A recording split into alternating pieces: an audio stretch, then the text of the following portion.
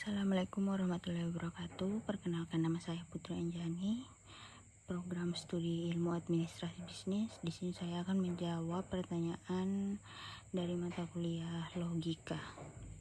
Pertanyaan pertama, term pada hakikatnya terbagi menjadi banyak jenis. Sebut dan jelaskan 3 dari macam term tersebut, sertakan juga contohnya.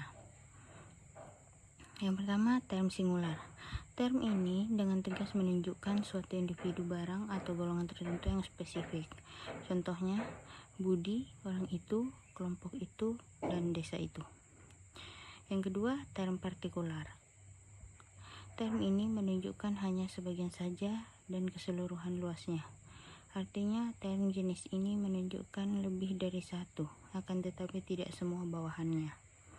Contohnya, beberapa pegawai dan 4 orang saja. Dan yang ketiga, term universal. Term jenis ini menunjukkan seluruh lingkungan beserta bawahannya masing-masing tanpa terkecuali. Contohnya, semua orang dan setiap warga. Dan soal kedua, jelaskan dan berikan contoh bentuk sesat pikir atau logical fallacy. Bagaimana agar terhindar dari logical fallacy?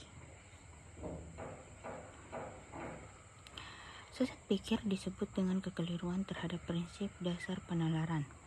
Ketika prinsip dasarnya salah, maka bisa jadi penyimpulannya juga salah.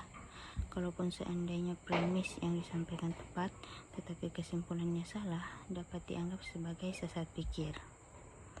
Dengan kata lain, argumentasi yang mereka sampaikan tidak nyambung.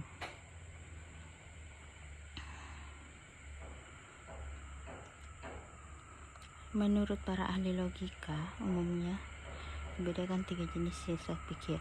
Yang pertama, sesat pikir formal, kedua, sesat pikir verbal, dan yang ketiga, sesat pikir material. Dan ada beberapa cara agar terhindar dari logical fallacy. Yang pertama, mempelajari jenis-jenis logical fallacy agar bisa terhindar dari tipu muslihat orang lain. Dan yang kedua, membuat poin-poin yang akan dikatakan sebelum menyampaikan argumen.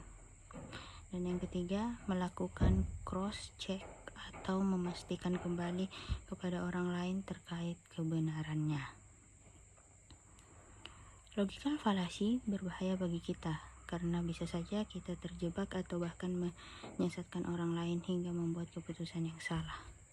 Maka dari itu, kondisi kesalahan berlogika juga berbahaya jika terjebak dalam hoaks atau kecatatan berlogika. Terima kasih, itu saja jawaban dari saya. Wassalamualaikum warahmatullahi wabarakatuh.